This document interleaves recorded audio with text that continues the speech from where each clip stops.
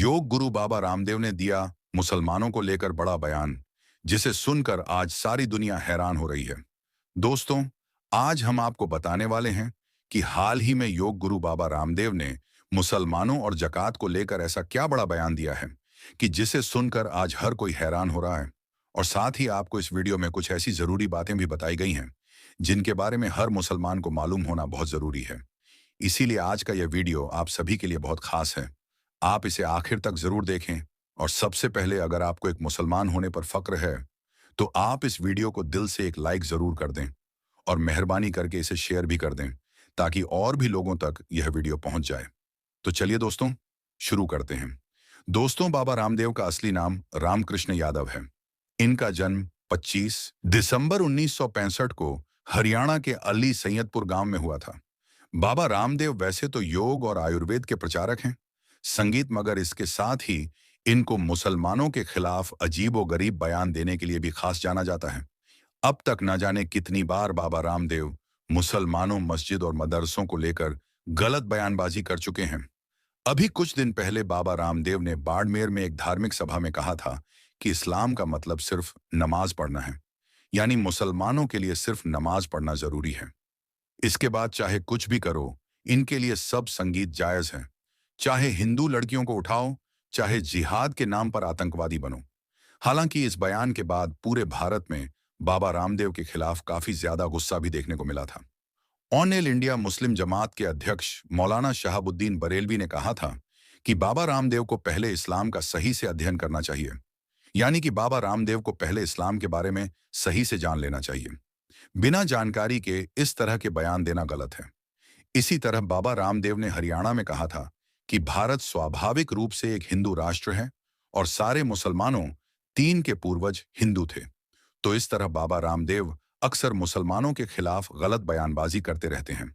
लेकिन हाल ही में बाबा रामदेव ने मुसलमानों को लेकर जो बातें कही हैं, उसे सुनकर यकीनन आप भी हैरान रह जाओगे। इसलिए आप इस वीडियो को बिना स्किप किए आखिर तक जरूर देखें। दोस्तों, राजस्थान के सीकर जिले में मैसूर रावसा धाम में धार्मिक कार्यक्रम चल रहा था, जिसमें योग गुरु बाबा रामदेव भी पहुंचे थे। यहां आने के बाद बाबा रामदेव ने एक कथा में भी हिस्सा लिया था, जिसमें उन्होंने समाज में दान और सेवा की परंपरा पर जोर देते हुए मुसलमानों की जकात रिवायत की मिसाल पेश की। बाबा रामदेव ने कहा कि मुसलमान चाहे गरीब हो या मजदूरी करने वाला, वह अपनी कमाई का 6% हिस्सा जकात के तौर पर जरूर अदा करता है। यानी मुसलमान अपनी कमाई का 6% हिस्सा गरीबों को जरूर देता है। यह पैसा सीधा गरीबों और जरूरतमंदों की सेवा में जाता है।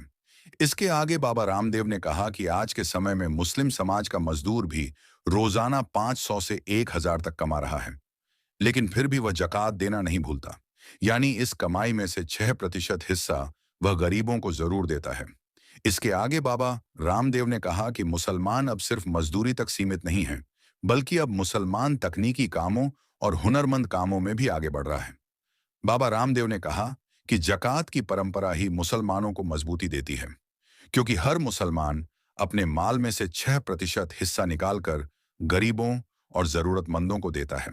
इसके साथ ही योग गुरु बाबा रामदेव ने हिंदू समाज को भी पैगाम दिया कि शास्त्रों में लिखी दान की परंपरा को वह जरूर अपनाएं।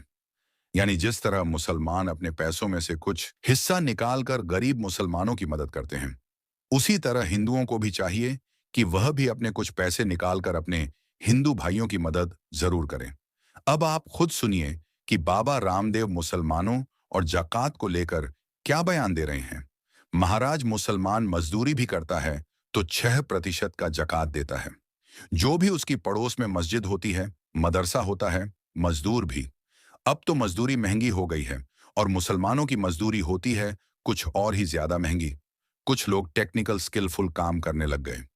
500 से 1000 तक कमाता है महाराज, और हम लोग 1% काटने में भी सोचें। महाराज, हम तो पहले ही गरीब जो दान नहीं देते, वह गरीब तो दोस्तों। बाबा रामदेव ने इस तरह से जकात देने का जिक्र अपने बयान में किया है और अपने समाज को एक मैसेज देने की कोशिश की है। इन्होंने अपने समाज को बताया है कि जकात की जो रिवायत मुसलमानों के अंदर है, वह कितनी खास और कितनी हेल्पफुल है, मजहबी तौर पर भी और इंसानी तौर पर भी। और मुसलमानों की यह परंपरा गरीब लोगों को बहुत राहत देती है। इसीलिए ऐसा सिस्टम हिंदू समाज को भी अपनाना चाहिए। मतलब कि बाबा रामदेव की तरफ से जकात देने पर खास जोर दिया गया है। अब दोस्तों, यहां हम आपको एक बात और बता दें कि बाबा रामदेव अपने इस बयान में कह रहे हैं कि जिस तरह मुसलमान अपने माल में से 6% हिस्सा जकात के तौर पर निकालते हैं और गरीबों की मदद करते हैं, उसी तरह हिंदुओं को भी जकात निकालनी चाहिए। तो हम आपको बता दें कि बाबा रामदेव की यह बात बिल्कुल सही है कि मुसलमान जकात 6% निकालते हैं। लेकिन यह बात सही नहीं है कि मुसलमान अपने माल में से 6% हिस्सा संगीत निकालते हैं, क्योंकि उनको इस्लाम और जकात की सही जानकारी नहीं है, इसलिए ऐसा कह रहे हैं। अब हम आपको जकात की सही और पूरी जानकारी देने वाले हैं। इस्लाम में जकात क्या है, जकात किस पर लागू होती है, किन पर जकात फर्ज होती है और किसके लिए जकात माफ होती है, और जकात के तौर पर कितने पैसे निकाले जाते हैं। इसीलिए इस वीडियो को बिना स्किप किए पूरा जरूर देखें। दोस्तों, जकात क्या है? याद रखें, अल्लाह की रजा के लिए अपने माल में से एक हिस्सा जो शरीयत ने तय किया है, उसका किसी मुसलमान फकीर या गरीब या जरूरतमंद को मालिक बना देना ही जकात कहलाता है। इसलिए हर मुसलमान साल में एक बार यानी रमजान के महीने में रोजा रखने के साथ साथ अपनी जकात भी जरूर निकालता है। लेकिन अब सवाल यह आता है कि अपने माल में से जकात किस तरह निकाले, कितनी निकाले, और ऐसे कौन लोग हैं जिन पर जकात फर्ज होती है। तो हम आपको बता दें कि जिसके पास 7.5 तोला सोना या 52.5 तोला चांदी या इनके बराबर की रकम पूरे साल तक मौजूद रहे, तो ऐसे शख्स पर जकात फर्ज हो जाती है। जैसे कि आज 1 किलो चांदी की कीमत 1 लाख रुपये है। इस हिसाब से 52 तोला चांदी की कीमत संगीत लगभग 63,000 बनती है।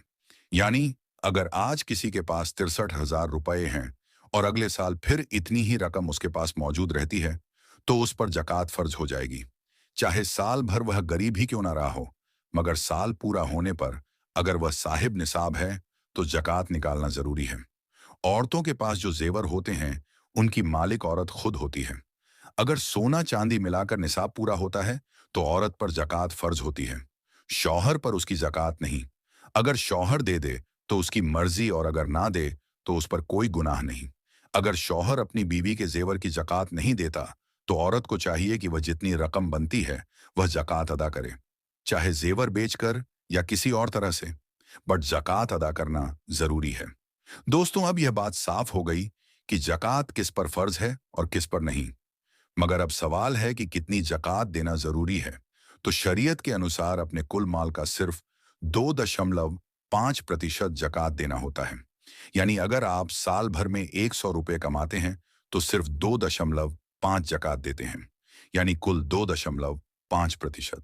माल का सिर्फ 2.5%। अब दोस्तों, बात आती है कि किन लोगों को जकात नहीं दे सकते। तो याद रखें, आप अपनी सगी माँ, बाप, बेटे, बेटी, पोता, पोती, नवासा, नवासी को जकात नहीं दे सकते। इसके अलावा मियाँ बीवी आपस में एक दूसरे को भी जकात नहीं दे सकते। ऐसे बच्चों को भी जकात ना दें जिनके माँ बाप मालदार हों, क्योंकि ऐसे बच्चे भी मालदार ही गिने जाते हैं। तो दोस्तों, यह है जकात की सही जानकारी, जिसके बारे में बाबा रामदेव अपने समाज के लोगों को बता रहे हैं और जकात देने पर जोर दे रहे हैं। उम्मीद करता हूं कि आज की यह जानकारी आपको अच्छी लगी होगी। वीडियो पसंद आया हो तो इसे दिल से एक लाइक जरूर कर दें और मेहरबानी करके शेयर भी कर दें, ताकि और भी लोगों तक यह वीडियो पहुंच जाए। ओम ओम ओम। दोस्तों, इस वक्त खाना काबा का एक वीडियो सोशल मीडिया पर खूब वायरल हो रहा है, जिसमें एक शख्स अल्लाह का घर काबा शरीफ में चोरी करके भागता हुआ नजर आ रहा है। लेकिन तभी अल्लाह पाक की कुदरत का ऐसा करिश्मा देखने को मिला कि वह शख्स वहीं पर ही झटके खाता हुआ जमीन पर गिर पड़ा और वह तड़पने लगा, जिसे देखकर आज सारी दुनिया हैरान हो रही है। और यही नहीं, अल्लाह पाक के इस करिश्मे को देखकर आप लोग भी चौंक संगीत जाओगे। इसलिए आज का यह वीडियो आप सभी के लिए बहुत खास है। आप इसको आखिर तक जरूर देखें और सबसे पहले खाना काबा की मोहब्बत में आप इस वीडियो को दिल से एक लाइक जरूर कर दें और मेहरबानी करके इसे शेयर भी कर दें, ताकि और भी लोगों के पास में ये वीडियो पहुंच जाए। तो चलिए दोस्तों, शुरू करते हैं। दोस्तों, काबा शरीफ इस रुए जमीन की सबसे पाक और सबसे मुकद्दस जगह है, जहां पर हर साल लाखों मुसलमान एक साथ हज करने के लिए पहुंचते हैं और खाना काबा का तवाफ करते हैं। याद रखें, काबा शरीफ अल्लाह पाक का एक ऐसा मुकद्दस घर है जहां पर अल्लाह ताला हर किसी की दुआ को फौरन ही कबूल करता है, यानी कि पूरा करता है। लेकिन वहीं पर अगर कोई शख्स खाना काबा में गलत इरादे से जाता है और कुछ गलत करने की कोशिश करता है, तो ऐसे शख्स पर अल्लाह पाक का अजाब भी फौरन ही नाजिल हो जाता है। इस वक्त आप इस वीडियो में जिस शख्स को देख रहे हो, यह शख्स पाकिस्तान का रहने वाला बताया जा रहा है। यह मस्जिद उल हरम जैसी मुकद्दस जगह में ही काम किया करता था। वह पाक और मुकद्दस जगह जहां पर हर कोई जाने की तमन्ना करता है। लेकिन इसने खाना काबा में रहते हुए जो काम किया, जो हरकत की है, और इसके बाद अल्लाह ताला की कुदरत से इस शख्स के साथ में जो कुछ हुआ, उसे देखकर यकीनन आपके रोंगटे खड़े हो जाएंगे। लिहाजा आप इस वीडियो को बगैर स्किप किए पूरा जरूर देखना। दोस्तों, सबसे पहले तो आप इस बात को देखें कि इस शख्स की कितनी मुकद्दस जगह पर नौकरी लगी हुई थी, लेकिन इसने इस मुकद्दस जगह का भी जरा सा ख्याल नहीं किया और चोरी जैसे काम को अंजाम दे दिया। हम आपको बता दें कि मस्जिद उल हरम में इस वक्त कंस्ट्रक्शन का काम चल रहा है। इसी दौरान पाकिस्तान के रहने वाले इस शख्स ने यहां से कुछ सामान चुरा लिया और अपने जिस्म पर बांधकर चलने लगा, और चुराया भी इतने चालाकी तरीके से कि किसी को कानों कान खबर भी ना हुई। हम आपको बता दें कि इसने यहां से जो चीज चुराई थी, यानी कि जिस चीज को इसने अपने पेट से बांधा था, वह कॉपर केबल थी। बस कुछ पैसे कमाने के चक्कर में इसने हराम जैसी मुकद्दस जगह का भी ख्याल ना रखा और चोरी संगीत कर ली। इसके साथ एक और आदमी भी शामिल था और ये दोनों मिलकर हरम शरीफ में इस चोरी को अंजाम दे रहे थे। लेकिन फिर आप आगे देखें कि इसके बाद अल्लाह की कुदरत से इन लोगों के साथ में क्या हुआ। पहले आप इस वीडियो को देखिए जो इस वक्त सोशल मीडिया पर काफी ज्यादा वायरल हो रहा है। तो दोस्तों, देखा आपने इस वीडियो को, हरम शरीफ में पाकिस्तान का रहने वाला यह शख्स कॉपर वायर को चुराकर अपने जिस्म से बांध लेता है और फिर चालाकी संगीत के साथ में चलने लगता है। लेकिन तभी अल्लाह पाक का ऐसा करिश्मा हुआ कि इस कॉपर वायर से इस शख्स को ऐसा झटका लगा कि जिससे इसका दायां हाथ पूरी तरह से सुन्न पड़ गया। इसकी उंगलियां एकदम से जकड़ गईं, जैसे लोहे की मुट्ठी संगीत बन गई हो, और साथ ही इसका एक हाथ बिल्कुल भी नहीं हिल रहा था। अब यह शख्स बहुत घबरा, संगीत गया, चिल्लाने लगा, मगर आवाज नहीं निकली। लोगों ने यह देखा तो उन्होंने इसे घेर लिया और फिर फौरन ही सिक्योरिटी वाले भी दौड़कर इसके पास आ गए। अब यह शख्स रोते रोते यही कह रहा था कि मैंने गलती कर दी, या अल्लाह मुझे माफ कर दो। यानी कि अब यह शख्स आंसुओं के साथ अल्लाह से तौबा करने लगा और कहने लगा कि या अल्लाह, अगर तू मुझे माफ कर दे तो अब से मैं कभी भी कोई गलत काम नहीं करूंगा और जिंदगी भर तेरे दीन की खिदमत करता रहूंगा। अब इस शख्स ने जैसे ही यह दुआ की तो इसकी जकड़ी हुई उंगलियां फौरन ही अपने आप खुल गईं और फिर इसका हाथ भी बिल्कुल पहले जैसा हो गया। अल्लाह ताला के इस करिश्मे को देखकर लोगों ने अल्लाहू अकबर के नारे लगाने शुरू कर दिए। इसके बाद सिक्योरिटी वालों ने भी उसे माफ कर दिया और कहने लगे कि ए शख्स, अल्लाह ने तुझे माफ कर दिया। तो दोस्तों, आज की इस वीडियो में बस इतना ही। हम मिलेंगे आपको अगली वीडियो में। तब तक के लिए अल्लाह हाफिज।